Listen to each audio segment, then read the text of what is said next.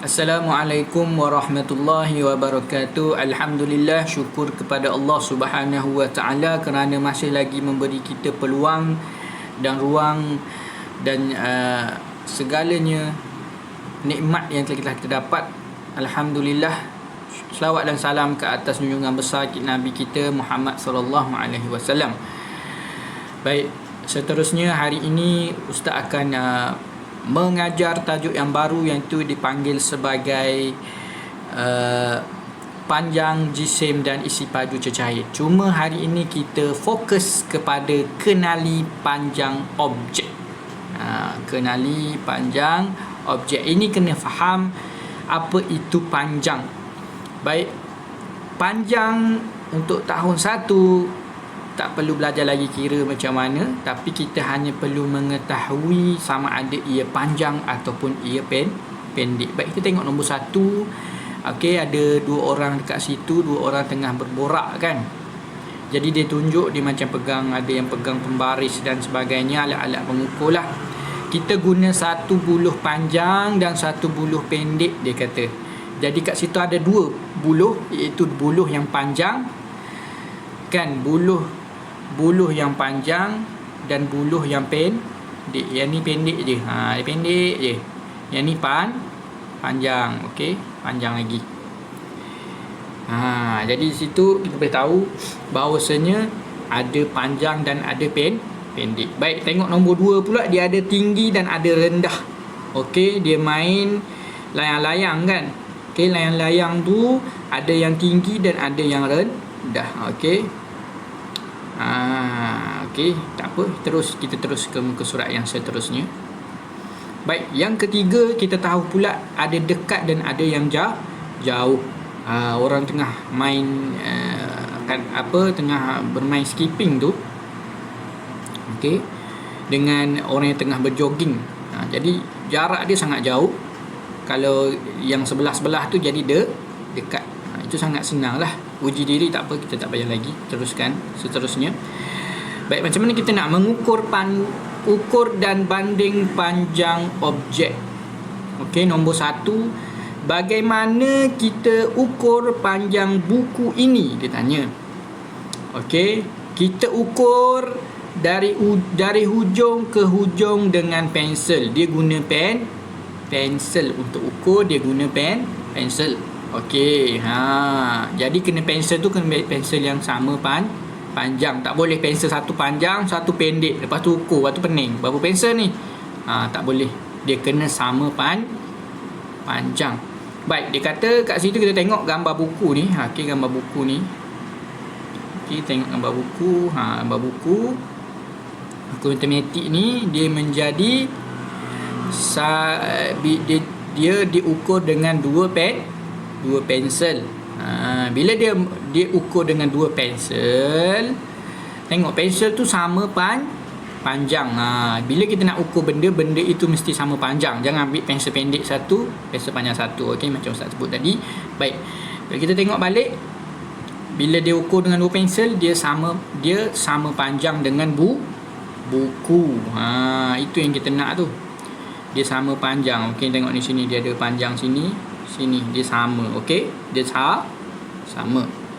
Itu 2 pensel. Kalau kita nak guna pemadam pun boleh, tapi pastikan pemadam itu yang sama besar, sama panjang. Tak boleh yang lebih pendek atau lebih apa-apa pun kita guna mesti sama panjang untuk mengukurnya. Okey. Baik, seterusnya kita tengok yang kedua. Baik, yang kedua, panjang pensel warna sama dengan 4 pemadam. Okey, ni pemadam. Pemadam yang sama. Bila pemadam yang sama, maksudnya dia sama panjang. Jadi pensel tu diukur dengan 4 pemadam. Jam pula berapa ni? Dia kata panjang jam tangan sama dengan 7 pemadam. Okey. Jadi kita boleh menggunakan benda-benda untuk mengukur. Sama ada pensel, pemadam atau benda-benda yang boleh diukur lah, tali, tapi mestilah sama panjang. Okey, setakat itu saja. Seterusnya kita tengok penggunaan jengkal langkah depa. Ini kena faham Bila kita sebut jengkal mesti menggunakan tangan. Okey, tengok ni. Nampak tu jengkal. Macam mana kira jengkal? Macam tu. Macam mana kita nak ukur guna jengkal? Menggunakan tangan kita.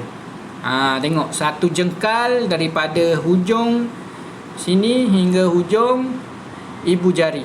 Jadi jari yang paling kecil ni dengan jari ibu jari kita yang ni.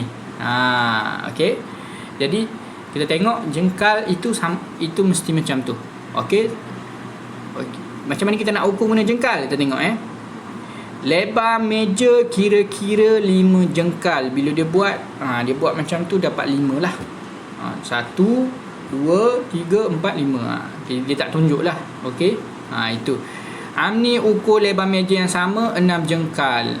Mengapa ukuran Amni dengan Kaswini berbeza? Kenapa berbeza? Amni pula ukur dia kata dapat 6. Kaswini dia kata dapat 5 kan. Ni 5. Kenapa? Sebab jari semua orang berbeza. Jari pula tangan. Okey. Ada tangan ni tangan besar, ada tangan ni tangan kecil. Jadi akan berbeza lah. Ikut Kaswini dapat 5, ikut Amni dapat 6. Maknanya jari Kaswini lagi besar lah. Sebab dia perlukan 5 je. Okey. Baik, kita tengok seterusnya. Nombor 4, langkah pula. Langkah macam tu je. Macam kita jalan macam biasa. Itulah dipanggil langkah. 1 langkah, 2 langkah, 3 langkah.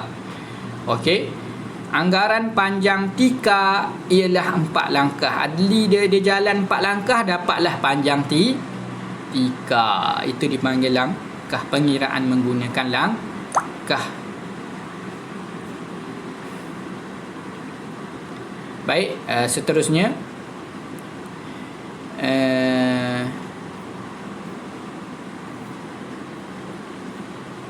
depa pula. Depa macam mana? Papan panjang putih lebih kurang berapa depa agak-agak tu. Depa dia kena menggunakan hujung jari kanan hujung tangan kanan, jari pun betul. Hujung jari kanan sehingga hujung jari kiri. Kita depa ni maksudnya kita buka